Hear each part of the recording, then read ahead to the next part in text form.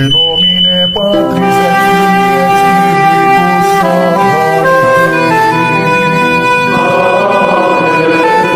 Dominus vobiscum. Sahabat peradaban kasih ekologis yang terkasih, selamat berjumpa dalam renungan harian bersama saya Romo Alois Budi Purnomo PR melalui channel. Semoga panjenengan selalu sehat, tetap semangat tanpa sabat, dan selalu bahagia. Kebahagiaan yang bersumber dari Tuhan Allah kita. Mari kita awali perjumpaan kita dengan bersatu di dalam doa. Allah Bapa yang Maha Pengasih dan Penyayang, kami bersyukur kepadamu karena Yesus Kristus Putramu yang Kuanugerahkan kepada kami. Engkau menghendaki agar kami menempatkan hidup kami dalam kesatuan dengan Putramu, Sang Batu yang dibuang oleh para tukang bangunan, namun telah menjadi batu penjuru untuk keselamatan dunia. Semoga kami dengan rendah hati mengimaninya dan setia menghayati iman itu yang berbuah dalam kehidupan bersama yang adil, penuh kasih, dalam semangat persaudaraan dan persatuan sepanjang segala masa. Amin. Sahabat peradaban kasih ekologis yang terkasih, mari kita baca Injil Matius bab 21 ayat 33 sampai 43. Sekali peristiwa berkatalah Yesus kepada imam-imam kepala dan tua-tua bangsa Yahudi, "Dengarkanlah perumpamaan ini. Adalah seorang tuan tanah membuka kebun anggur dan menanam pagar di sekelilingnya. Ia menggali lubang tempat memeras anggur dan mendirikan menara jaga di dalam kebun itu. Kemudian ia menyewakan kebun itu kepada penggarap-penggarap, lalu berangkat ke negeri lain. Ketika hampir tiba musim petik, ia menyuruh hamba-hambanya kepada penggarap-penggarap itu untuk menerima hasil yang menjadi bagiannya. Tetapi para penggarap menangkap hamba-hamba itu, yang seorang mereka pukuli, yang lain mereka bunuh, dan yang lain lagi mereka lempari dengan batu. Kemudian tuan itu menyuruh pula hamba-hamba yang lain, lebih banyak daripada yang pertama. Tetapi mereka pun diperlakukan sama seperti kawan-kawan mereka. Akhirnya tuan itu menyuruh anaknya kepada mereka, pikirnya, anakku pasti mereka segani. Tetapi ketika para penggarap melihat anak itu, mereka berkata seorang kepada yang lain, ia adalah ahli waris, mari kita bunuh dia, supaya warisannya menjadi milik kita. Maka mereka menangkap dia dan melemparkannya keluar kebun anggur itu, lalu membunuhnya. Maka apabila tuan kebun anggur itu datang, apakah yang akan dilakukannya dengan penggarap-penggarap itu? Kata imam-imam kepala dan tua-tua bangsa Yahudi kepada Yesus, ia akan membinasakan orang-orang jahat itu, dan kebun anggur itu akan ia sewakan kepada penggarap-penggarap lain yang akan menyerahkan hasil kepadanya pada waktunya. Kata Yesus kepada mereka, belum pernahkah kamu baca dalam kitab suci, batu yang dibuang oleh tukang-tukang bangunan telah menjadi batu penjuru? Hal itu terjadi dari pihak Tuhan, suatu perbuatan ajaib di mata kita. Sebab itu aku berkata kepadamu, kerajaan Allah akan diambil daripadamu dan akan diberikan kepada suatu bangsa yang akan menghasilkan buah kerajaan itu. Demikianlah sabda Tuhan. Terpujilah Kristus. Sahabat peradaban kasih ekologis yang terkasih, selamat berhari Minggu. Hari Minggu harinya Tuhan. Kita diajak untuk mempersembahkan hidup kita dalam ibadah dan pujian kita pada hari Minggu ini kepada Tuhan.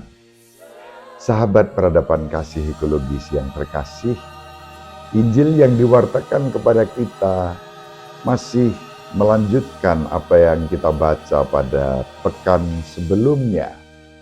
Yesus menunjukkan satu perumpamaan untuk menyatakan bahwa keselamatan terbuka bagi semua orang dan Yesus sendiri, batu penjuru keselamatan itu. Yesus, Sang Juru Selamat, yang ditolak oleh imam-imam kepala dan tua-tua bangsa Yahudi yang selalu resisten terhadap Yesus dan menolak keberadaan Yesus. Namun Yesus menunjukkan kepada mereka bahwa penolakan mereka akan sia-sia karena batu yang dibuang oleh para tukang bangunan akan menjadi batu penjuru keselamatan untuk segala bangsa. Maka kebun anggur dibuka untuk segala bangsa, bukan untuk orang-orang yang merasa diri paling baik, paling benar, paling suci, dan kemudian justru menolak Yesus. Sahabat peradaban kasih ekologis yang terkasih, sampai hari ini masih ada saja komunitas-komunitas yang menolak Yesus dan gerejanya. Namun gereja bertahan 2000 tahun menghadirkan kerajaan Allah dalam memperjuangkan keadilan, kebenaran, kesejahteraan, persaudaraan dalam kerjasama dengan siapa saja. Ibarat kebun anggur yang disewakan kepada para penggarap-penggarap, Allah melibatkan semua orang di dalam karya keselamatan Kristus, yang laksana batu yang dibuang oleh para tukang bangunan, namun telah menjadi batu penjuru keselamatan. Maka Yesus kita imani sebagai Sang Juru Selamat, yang ditolak oleh bangsanya sendiri pada zamannya dan justru menjadi juru selamat untuk semua orang. Sahabat peradaban kasih ekologis yang terkasih, bagaimana kita bisa menghayati iman kita bersama Kristus Sang Batu Penjuru keselamatan itu? Nasihat yang disampaikan Santo Paulus kepada jemaat di Filipi yang menjadi bacaan kedua pada hari ini dapat membantu kita. Kepada umat di Filipi, bab 4 ayat 6-9, Santo Paulus menasihati kita, "Saudara-saudara, janganlah kamu khawatir tentang apapun juga, tetapi dalam segala hal nyatakanlah keinginanmu kepada Allah dalam doa dan permohonan dengan ucapan syukur. Maka damai sejahtera Allah yang melampaui segala akal akan memelihara hati dan pikiranmu dalam Kristus Yesus." Jadi saudara-saudara, semua yang benar, semua yang mulia, semua yang adil, semua yang suci, semua yang manis, semua yang sedap didengar, semua yang disebut kebajikan dan patut dipuji, itulah yang harus kamu pikirkan.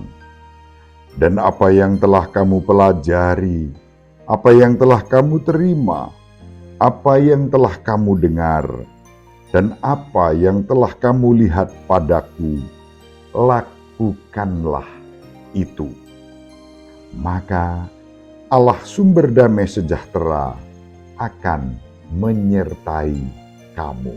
Sahabat peradaban kasih ekologis yang terkasih, itulah yang perlu kita pikirkan dan kita wujudkan untuk bersama Kristus, batu yang dibuang oleh para tukang bangunan, namun telah diangkat oleh Allah sendiri menjadi batu penjuru. Ketika Yesus mengutip kitab ini, yaitu dari kitab Mazmur 118, batu yang dibuang oleh para tukang bangunan telah menjadi batu sendiri. Tentu para pemimpin Yahudi, imam-imam kepala, ahli-ahli Taurat, orang-orang Farisi mengerti makna terdalamnya bahwa kekuatan Allah akan selalu memenangkan pertarungan melawan kejahatan, kebencian, dan kedurhakaan. Mari kita saling mendoakan agar kita diberi rahmat untuk dapat melakukan seperti yang dinasihatkan Santo Paulus kepada kita, dan kita semakin bersatu dengan Kristus, batu penjuru keselamatan kita. Ibu Maria selalu mendoakan kita, Bapak Yusuf merestui kita dengan keheningannya. Semoga panjenengan semua sahabat peradaban kasih ekologis yang terkasih bersama seluruh anggota keluarga dimanapun berada dibimbing, dilindungi dan diberkati oleh Allah yang Maha Kuasa, Bapa dan Putra dan Roh Kudus. Amin. Terima kasih, salam sehat, tetap semangat tanpa sambat. Selalu bahagia, kebahagiaan yang bersumber dari Tuhan Allah kita. Salve, shalom, salam sejahtera, berkah dalam.